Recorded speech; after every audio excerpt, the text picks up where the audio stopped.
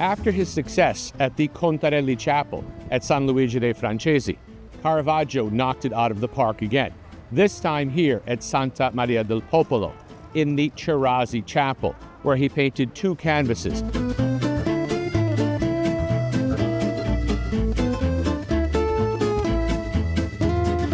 This time for Tiberio Cesare. He was the Treasurer General of Pope Clement IX. And in fact, Caravaggio painted 2 canvases for his family chapel, one of which depicts the crucifixion of St. Peter, the other instead the conversion of St. Paul.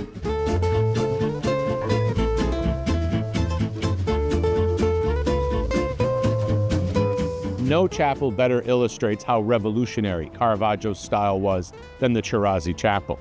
If you compare the high altarpiece of the Assumption of the Virgin Mary by Caravaggio's most important competitor, Annibale Carracci, you're looking at a stereotypical Baroque painting, very bright and colorful, rhetorical in its gesture.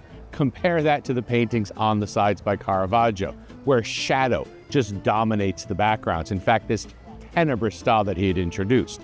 The crucifixion of St. Peter, set in this dramatically shallow space. Peter, who tradition maintains was crucified upside down, but is normally depicted already in that position.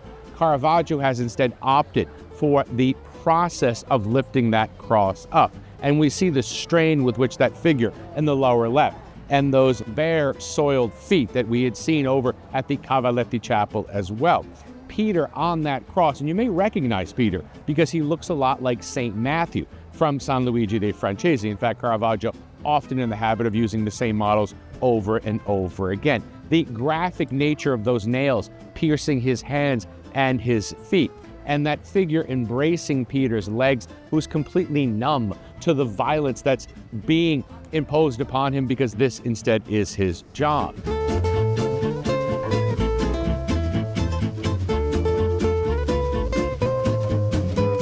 If instead we look across at the conversion of St. Paul, again, this shallow picture space, and Paul, who's depicted on this dramatic diagonal, his head, his helmet almost falling out of the painting.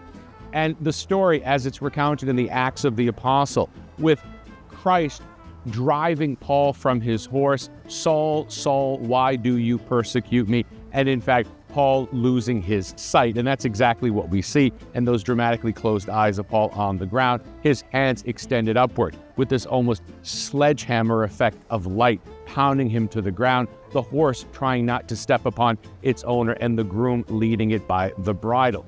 A revolutionary interpretation of a subject, both of which had already been interpreted by Michelangelo in the Pauline Chapel over at the Vatican, and Caravaggio once again setting the bar higher for 17th century painters for innovative and new ways to depict conventional biblical stories.